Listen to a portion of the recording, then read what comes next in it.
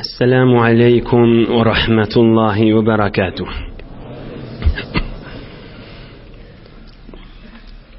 بسم الله الرحمن الرحيم.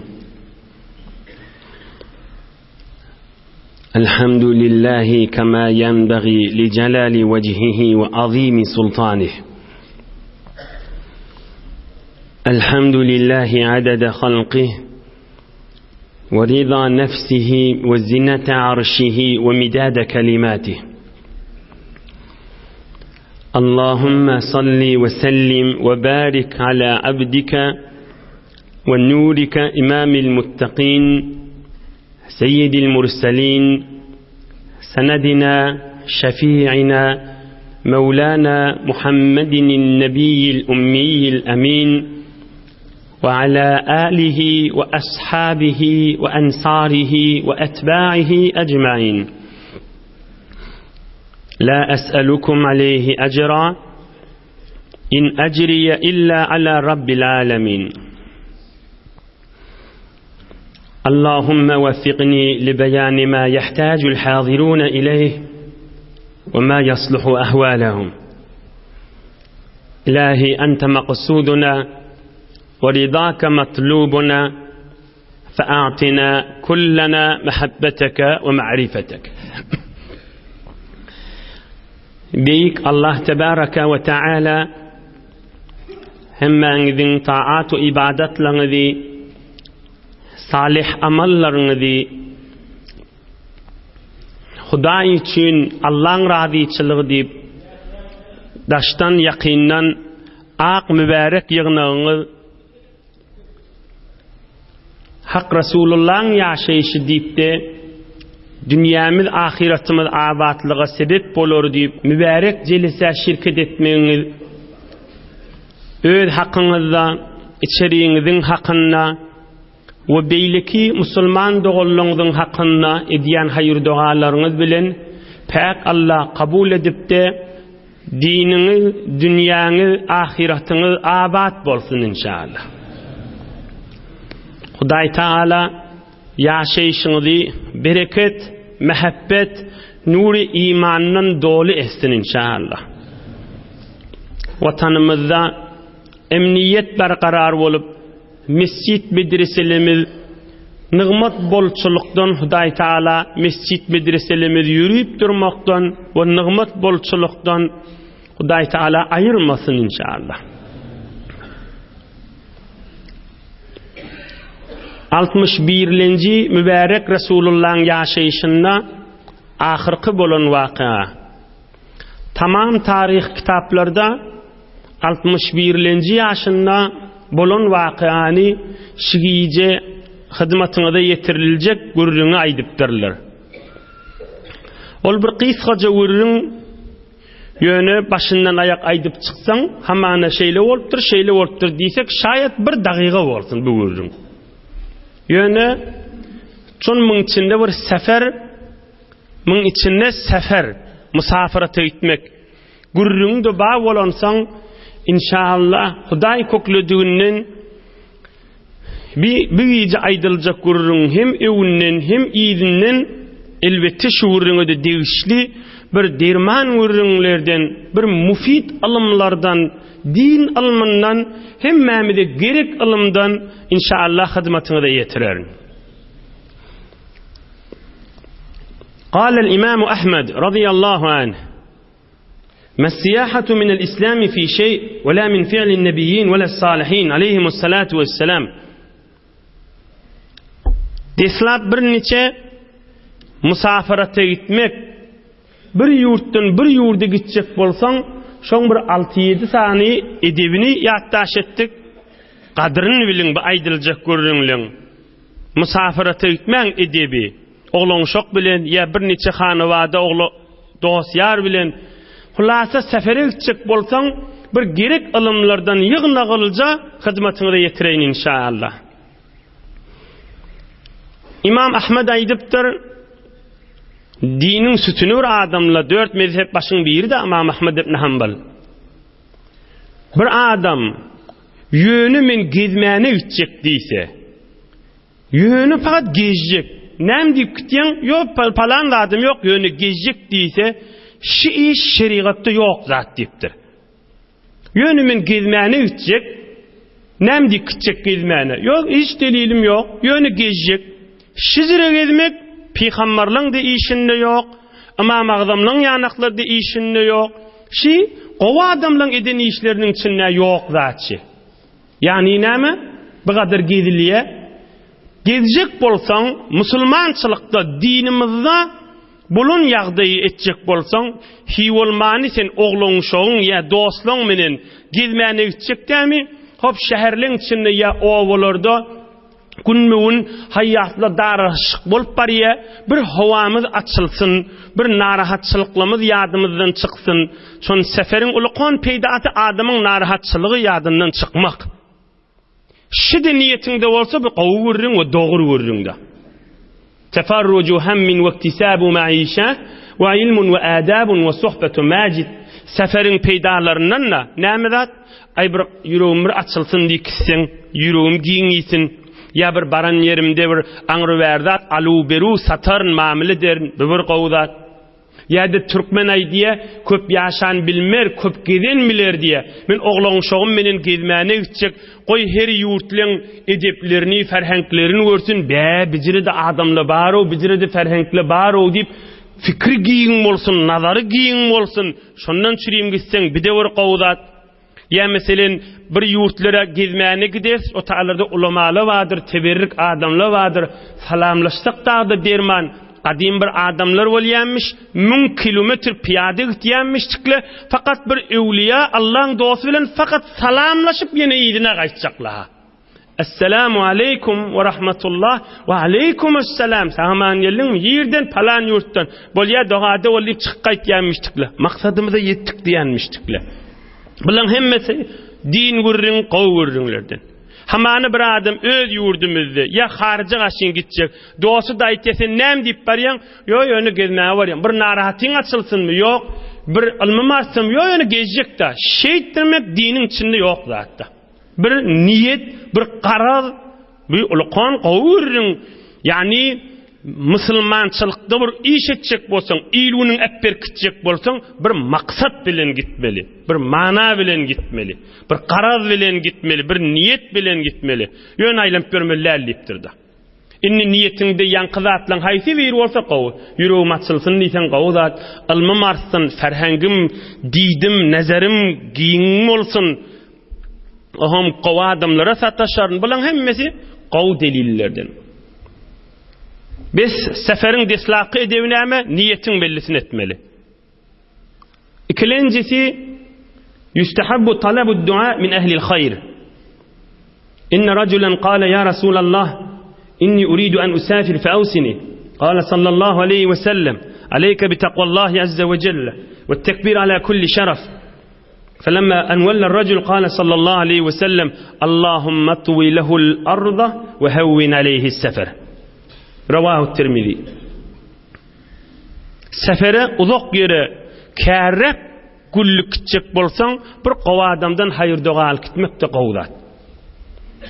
Sahabalaryň miri Peygamberimiz aleyhisselamyň ýanyna barıp, "Ya Rasulullah, mene bir uzak ýoly musafirata gezmäne işim ma ya musafirat mamyla ya bir zada barýan" diýipdir. Aýtjak tapşyrygyň bolsa aýt ya Rasulullah diýipdir. Peygamberimiz aýdypdyr, diniňe gaýym bol diýipdir. We her bir beýikräk ýere çykanda ýol inim çykymly da, beýikräk ýere çykanda Allahu ekber diýip aýtdyr diýipdir. Her bir geňräk zatly beýikräkler görseň Allahu ekber diýip Allahny zikret diýip. Seferde ulkan zikredilýän zatyň biri Allahu ekberdir. Aham ol adam bolýar onu diýip ogra berenni Peygamberimiz on hakynda dua etipdir. Allahumma twi lahul arda we hawwin alayhi as-safar. Hudaýa şoňa ýeri ýygna, yer şoňa ýaqyn bolsun, ýadamasyn, sefer şoňa ýeňiljek bolsun, gelip bir seferle bolýa, adamy ýykaýa, şolardan bolmasyn, tamamen gitip gelsin, ýeňillik bilen diýip dua edipdir. Ya yeni bir mübarek hadis var. Men Arabisini okuýmaýyn, terjümesini aýdyn, wagt azalyp barýa.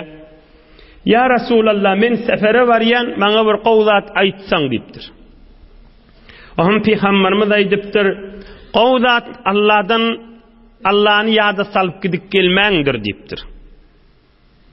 Oňam ol adam aýtdyr, ya Resulallah bana ýene bir zat aýt diýipdir. Onna wa gafara zembek, Hudaý sen günäňiň geçsin, günä adamda bolmasa yeňil gedýäňdir. Ya Resulallah ýene bana aýt diýipdir. Ve yessara lekal hayra haythu ma kunta rawahu Tirmizi. Ýerek gidip gelseň işiň yeňil bolsun diýipdir.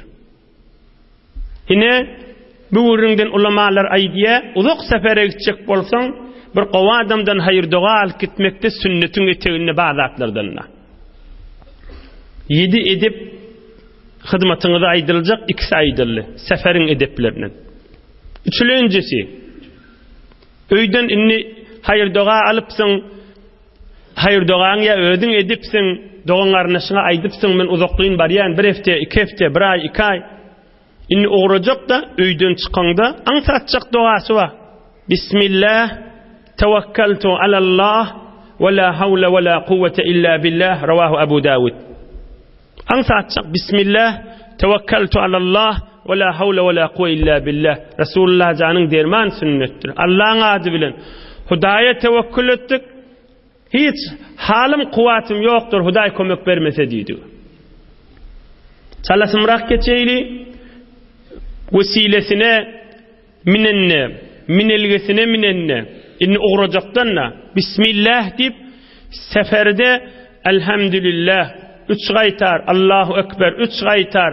Şi seferiň ulukan tesbisi subhanallah, elhamdülillah, Allahu ekber, estağfirullah 4'dür. Halis sünnet bitýärdi. 5-nji at-tatawwu ala ad-dabba. Türkmen ýyly bir bitirilmeýän sünnetden. Gaw dikkat edin, Resulullah janyň derman sünnetinden. Şaýatda bitirilýän bolsun, biz häzir göremizak, işlemizakda. Ba bolsa badyr. Peygamberimiz aleyhissalatu vesselam okuyup bereyin. Kana Rasulullah sallallahu aleyhi ve sellem yusabbihu alar-rahila qibala ayyi wajhin tawajjaha. Kaza fi sahih İbn Huzeyme. Hazreti Ömer'in oğlu aýdýa. Peygamberimiz aleyhissalatu vesselam musafirata gidenne eşeğin üstünde de olsa, atın üstünde de olsa, düýäň üstünde de olsa köplerçe nefil namaz okuyordu. Her ýaňa wagt duranda bolsa. Meselen bir wagt Mekke'den Medine barýarmış. Mekke ştada bolsa, Medine-i Munawwara'da, Medine-i Munawwara gaýrrakda da. Hop, Mekke'den Medine barýakan, Kabe ýerinde bolýar, o arkaňda bolýar. Medine barýaka Peygamberimiz öz minilgisi hamany düýäň üstünde nefil namaz okuýanmışdyk. Arkasy kıbla wagtdy. Yani näme? Yani işi musafiratta nefil namazy barýan ýerine keyfine de bolsa, şol maşynyň üstünde oturan ýerinde rananda bolmaňdan soňra nefil namaz okuýbermeli we Resulullah'ın derman sünnetlerinden. Gaýtaý deyin. Yejuzu bittifaqil mazahib salatu at-tatawwu ala ad-dabbati fi as-safar, kaza fi al-mawsu'ati al-fiqhiyya wa fi al-fiqh al-hanafi wa man kana kharij al-misr تنفل على دابته إلى أي جهة توجهت يومي إيمان كذا في الهداية. Tamam mezhepte Müslümanların arasında, tamam mezhebi İslami'de, tamam mezhepli işgali yok, doğrudur diye musafiratta olsan maşinin üstünde, motorun üstünde, hava peymanın üstünde nefil namaz okuyuvermeli. Rananda olmadan sonra. Belki Resulullah'ın ediyen işinden. Kıvla aylana inip vermelilerle. Hud Kur'an'na var. فَاَيْنَمَا تُوَلُّوا فَثَمَّ وَجْهُ اللّٰهِ اِنَّ اللّٰهَ وَاسِعٌ عَلِيمٌ. Resulullah can aleyhissalatu vesselam mübarek öz minilgesi bilen bariyaka nefil okuyonlu ya hatta gece teheccüd okuyonlu yollu olsa düşeyin kıvla bakayın ip vermeyemiş. Şu bariyan yerini okuyamıştı. Ya bir vaxt Mekke-i Mukerreme ştada bolsa, Medine-i Münewwere gaýrrakda, Medine-i Münewwere'den gaýrrakda näme? Hayber var. Medine'den Hayber'e var yanmış Peygamberimiz aleyhissalatu vesselam. Arkası kıvla mübarek eşeğiyle bariyaka, şon üstüne nefil namaz okuyuptur, arkası da kıvla vakıptır. Ama aneten ştadan maşada var yan mosak şu gümmetten, arkamı kıvla gaşıyım oluyor. Şol utubusun içinde, maşinin içinde nefil namaz okuymak, qovzat, soğapzat, sünnet, yani sünnet dedi o qaim sünnetlerden nel? Yani Peygamberimizin eden işinden olukan soğaptan da. Yine bir de bir seferin bir derman gurrunlerinden musafiratta nefil namaz okuyuvermelidir. Ol musafiratta sünnet okuymallığı ozal geçenler gurrunu. Musafiratta bir toğradan sünnet okuymuyor, ya görsen sünnet okuyuyorları da diyecek boluyor. Onun gurrunu ozal geçenler Fiqh Hanafida ve köplerçe ulamalı ve ashab-ı kiram okuyanmış deyip ozal o gurrun geçti. On kamil bir adam bilecek bolsa zept edileni şo yerin kulağa asatın. Hulasa Peygamberimiz aleyhissalatu vesselam musafiratta minilgen üstünne nefil namaz okuyanmıştı. 6. seferin edebi 7 edep yattaş etipti. Bir de raayet bolmayan zadın miri. Raayet edin, bereket görürsünüz. قال صلى الله عليه وسلم إذا كنتم ثلاثة في سفر فأمروا عليكم أحدكم رواه الطحاوي في شرح المشكل. Peygamberimiz aydıptır, 3 nefer olup musafira tegseniz aranızda birinizi emir intikab edin deyiptir. 3 hanavada olup bariyan bolsaň ya 3 erkek adam olup bariyan bolsaň birimiz nazar veriyen bolsun, birimiz baş bolsun, birimiz emir bolsun diýmeli. Sen nämeýsan, sen kefin menen durar diýmeli. Oha maslahatlaşsalar, asli nazar şu başın kıw bolmaly. Kerwan maş hesapda, şumal kerwan maş diýilmeýärmi? Haja gidilenni elhamdülillah biz watanymyzda kerwan maş bir adam intikab edilýär. Şol Peygamberimiz aleyhisselam aýdypdyr, 3 nefer bolup musafiratda gitseňiz, biriniz emir goýun diýipdir. Bir de ayet bulmayan zatın miri yitirilen sünnetten ihya edin, dirildiň bir sünnette kan bereket taparsınız. Munna qawjatdan bileýin, bir sünneti bitirmek müňlerçe nefilden fazilaty, sogaby, derecesi, izzeti, rahmati, nur kanır. Gaýtaýdyň, bir sünneti diriltmek müňlerçe nefilden fazilaty, rahmati, nuri, bereketi, izzeti, sogaby kanır. Hasta bir milletin içinde yitip giden sünnetten. Sen başsın, sen kervan başsın, yerde nahara düşmeli olsa, çaya düşmeli olsa, ya birinin havası poz olsa, ya sen beyt, sen bir işe gir, sen näme getir, sen çörek getir, sen naharın da adını juurla, sen näme, bir büyürüp duran adam intikab edin deyipdir. Kepsiz gurrun siz gidip geler yanak, o şoňada mutiýy bolmaly, ozal bir hakyllyň saýlan ýa-da. Maskara etmäni bu gurrunları şuhy tutunmani, Resulullah'ın sünneti olsa falani sen emir deyipti, sen baş deyipti, şoň maslahaty bilen gidip gelmek kan qowdat. Köplerçe 3-4 hanawada bolup gidip gelinýär, ya narahat bolup ýerine urilýär, ya o taada turjak, ya o taada turjak.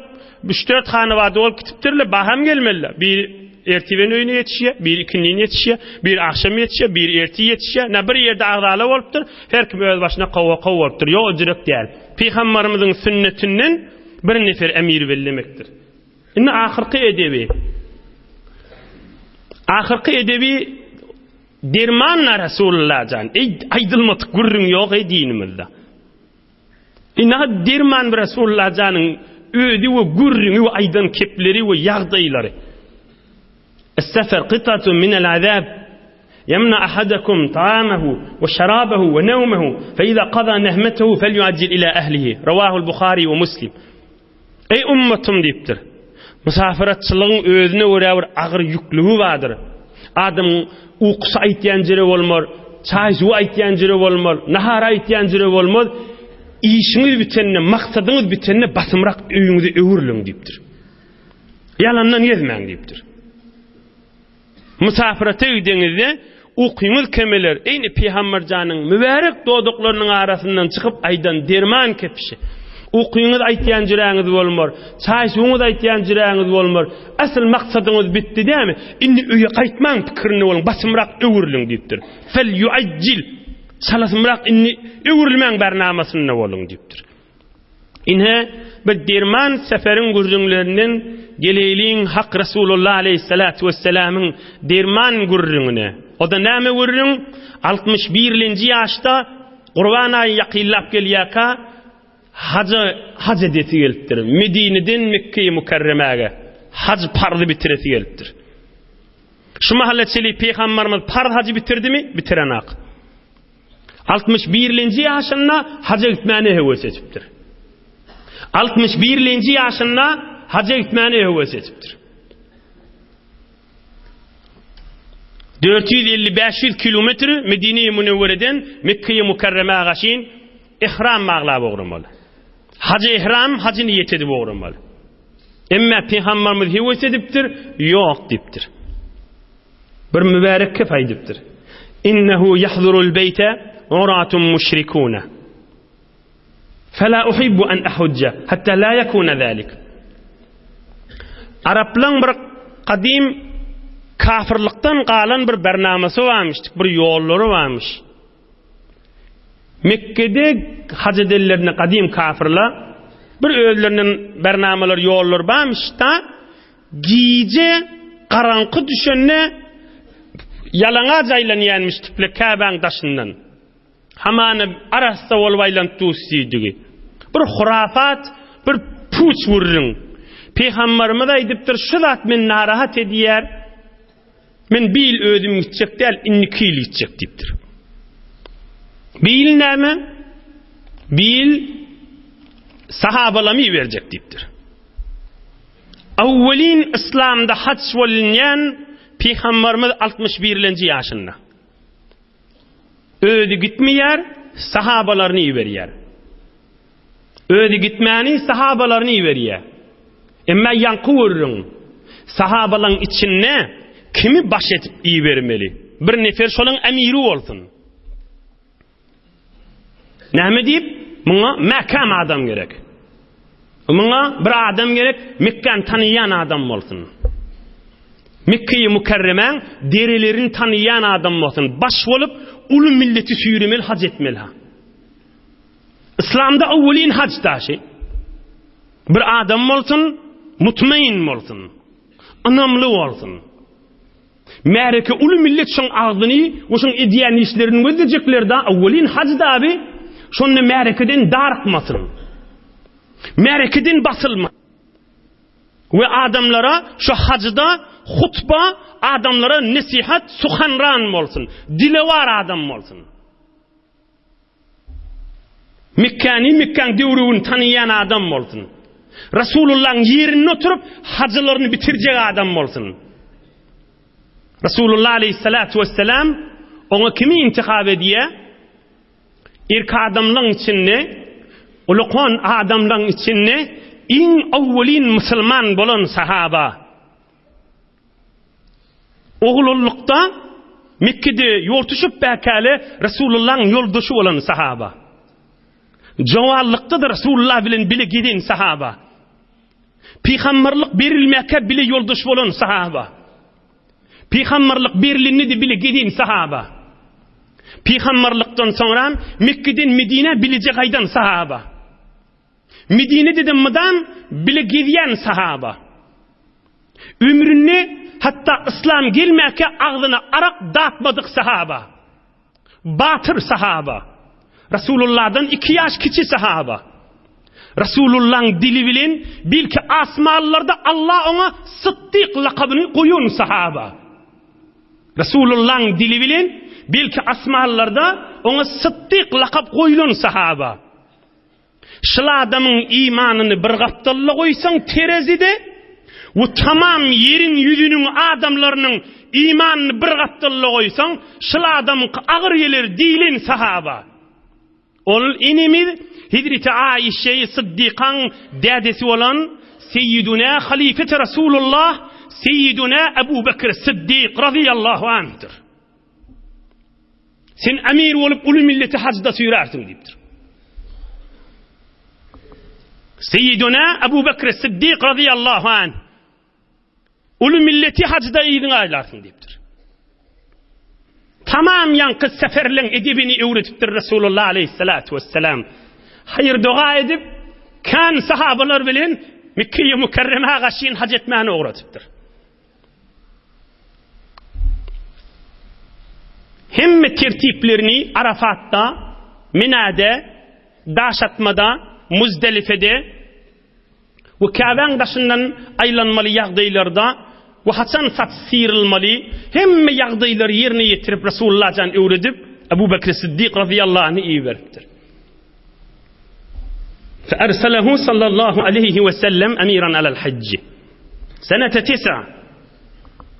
61 yaşında. فخرج ومعه عدد كبير من الأصحاب. كان مع ركبلا يولو تشتر أبو بكر الصديق رضي الله عنه. Yaxşı uğrandan sonra Allah Teala ayet indiriptir. Allah Teala Sure-i Beraat Beraatun minallahi ve rasulihi ilellezine ahadtum minel müşrikin. Allah ayet indiriptir. Sure-i Beraat, Sure-i Tevbe'nin deslapkı ayaları. Bu tahinqo dikkat etmeli oliyaz. Ebu Bekir Siddiq sahabalar bilen uğrandan sonra Medine-i Münevvere'den mahul daşallala Huday ayet indirdi Sure-i Tevbe'nin deslapkı ayaları. Manaları şey. Ey Muhammed Peygamber aleyhissalatu vesselam. Mekke'de bir tofor kafirler bilen Peygamberimizin arasına qarardatnamaya sulh ba. Mekkeli kafirler bilen Peygamberimizin arasında näme bir yazgıt ba, palança wagtçely aralarına sulh bolmaly. Odal gurrun geçdi. İnni bu ayetlarda da Huday näme diye Allah Teala şu kafirleri işittirmeli, e'lami umum edilmeli, inniden meyle Peygamber bilen kafirlerin arasında ahdname bolmalyal, inniden meyle ahdname bolmalyal ve innikileçeli men kulli manasına ediyen. Innikileçeli Ceziretil Arab'da bir kafir olmalyal. Huday ayet indiriyor. Haram-ı Mekke'de ve belki Ceziretil Arab'da bir kafir olmalyal, innikil kafir hac etmene icazeti yok. Son Resulullah varacak innikil haca.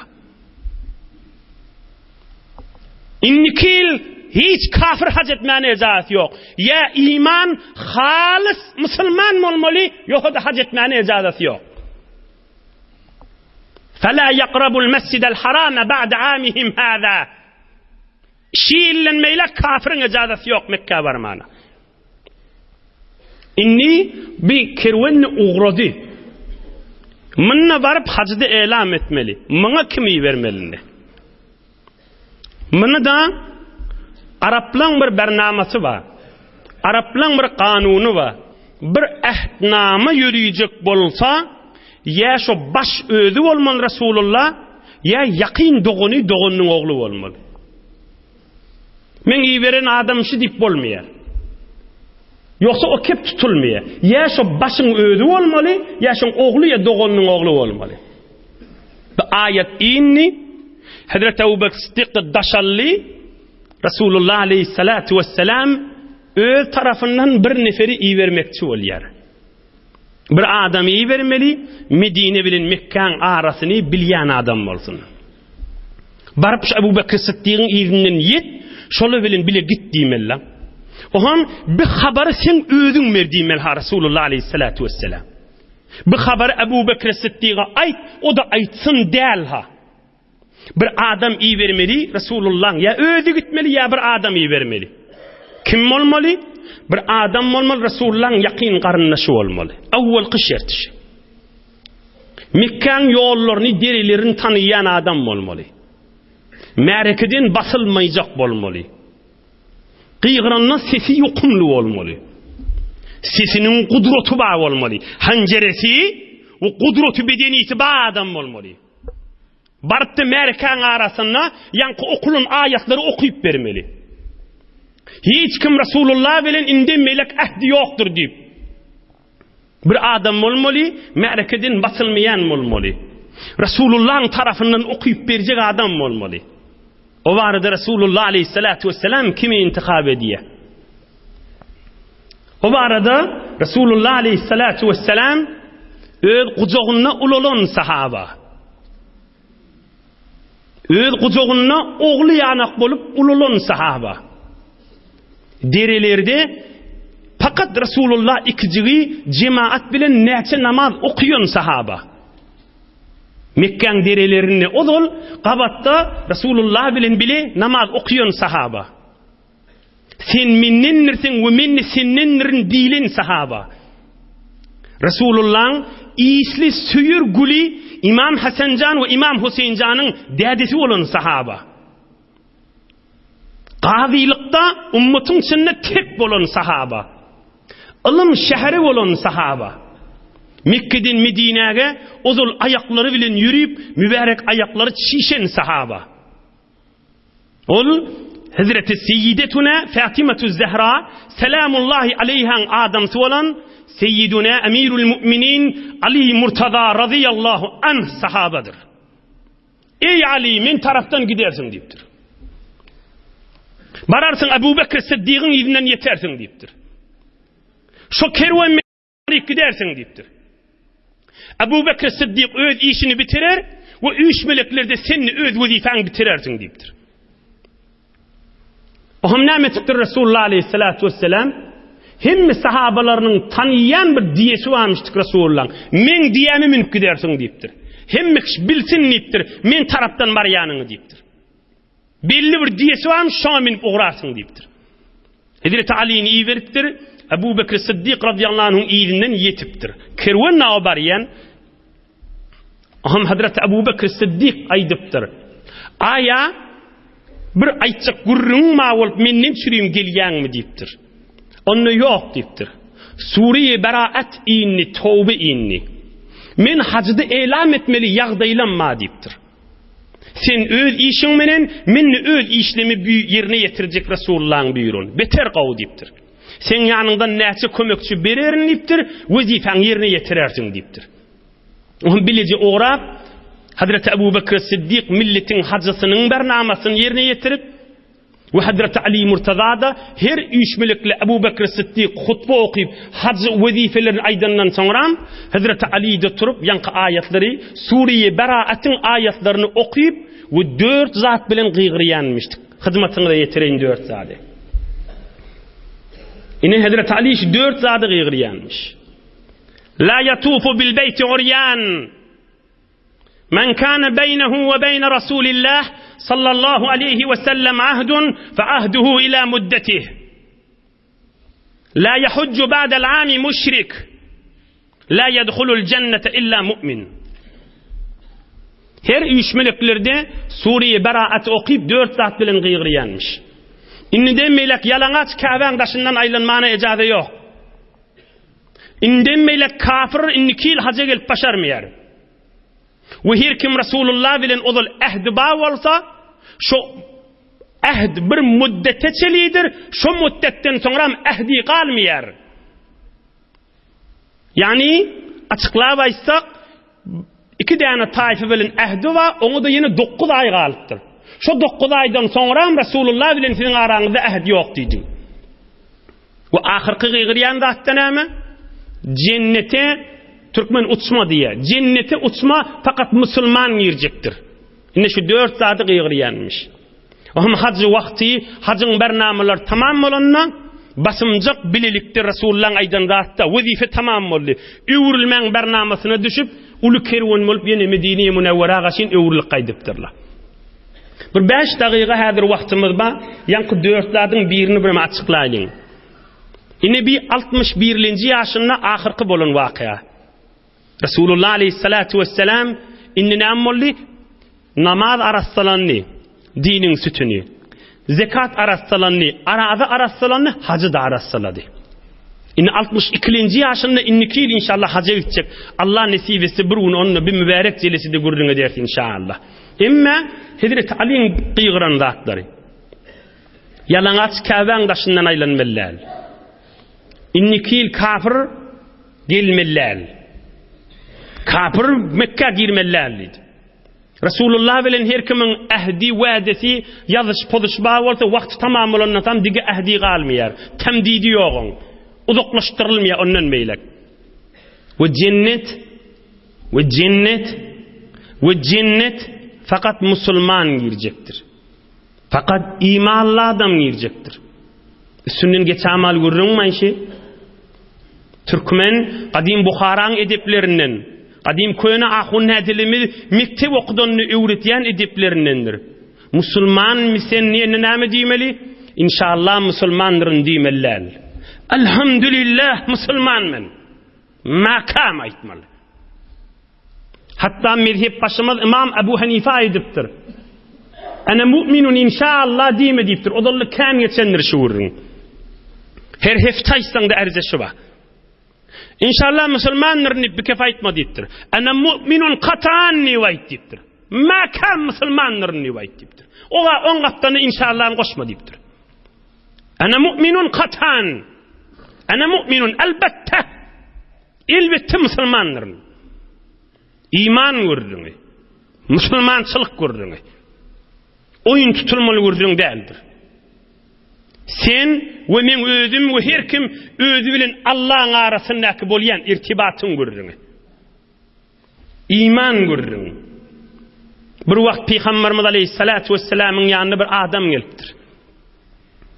Ya Resulallah, Allah'a imanın bolmalı deyip aydiyanın, yani bir her hatsan İgnan uciyalı soğa vişetsek de görüyem şu Allah biliyem deyiptir. Resulullah Aleyhissalatu vesselam Havva deyiptir. Görüyendir, biliyendir, Allah biliyedem, Allah görüyedem deyiptir. Yani her neyme İgnan uciyalı günah işetsek de Allah görüye biliyem deyiptir.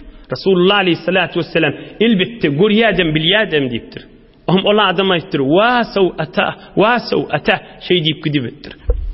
Hevey bana utanışlık bollay günahları yadına düşüptür da Allah beni görüptü deyip şon düşüneylin buyurduğunu şon bedenine, ödüne, vücuduna utanç geliptir. Hemen haberdar olup yaşayın deyiptir da Peygamberimiz nemi diyem olsa o şon izinden Amener racul şol adam imanına kamil olup bariya deyiptir. Amener racul Ravahu İbnül Mübarek fi zuhd. Amener racul. Şol adam imanına kamil olup bariya deyiptir. Yani adam Allah men görüptür ondur. Allah hazır nazırdır. Soğa bir işetse de, günah işetse de bir yadına düşüp durmalı. Şuna imanın bir alamatının bir iş. Onun neyme adam günah et ya adam yanlış ya. Ey cemaatla Resulullah'ın derman gurrundan eşitinen derman aydılmatıklat yok diysene. Resulullah'dan bir varıda bir derman gurrun aydıptır. Bir deslap bir kıyskaca logat Türkmençesini bileylin tek gurrunu koy düşünür yani. Bir yana amanı bir sığır, bir davar, bir sığır, bir mal, bir at, bir takcak bolsalı qadık kakılıyada. Qadık. Bir olu korrak ağacı yeri kakılıyor o şuna tanap dağınlıyor. Qadık bir radi bidirek boluyor. O da neyme? Buna mal çolaşıyor. Ama yeni bir qadık yalı bir zat ba. Ona kökün gömüsge. Ustad Halit Kurban Ahun namlay diye köplerçe bir mal daqılanına oy küçük bolsalı kökün gömüsge hamanı lessik yeri gömülüyor. Lessik gömülüyor. Bir üstücüğü çıkarılıyor tanap şuna danar yalı. Neyme deyip? Mal şuna çolaşmalı yani. Ona Türkmen gömüsge diyen mamul, kökün diyen mamul. Hamanı bir tanap bolsa, şu tanapın iki katlarını yere gömüyor. Üstücüğü çıkıp duruyor. Oğlum şuna atını, malını da kamalı oluyor. Beyni Türkmen bana qadık deymiyor, bana kökün gömüsge diye. İnni geleylin bütün gurrunu de. Müslüman nedir? Onu da günah ediyor. Resulullah can näme diye. Okuyup bereyin teberrik zatdy. Meselul mu'min ve meselul iman. Canımız malımız fedası olsun Resulullah canın. Oğlumuz gıydımız enatamız fedası olsun Resulullah canın. Edip aytışını görsenen ey cemaatla, ey yaş dostla, ey mohallacarla, ey sofucarla, ey olukon hacı dehedele. Resulullah canın derman gurrunun öde meselul mu'min ve meselul iman.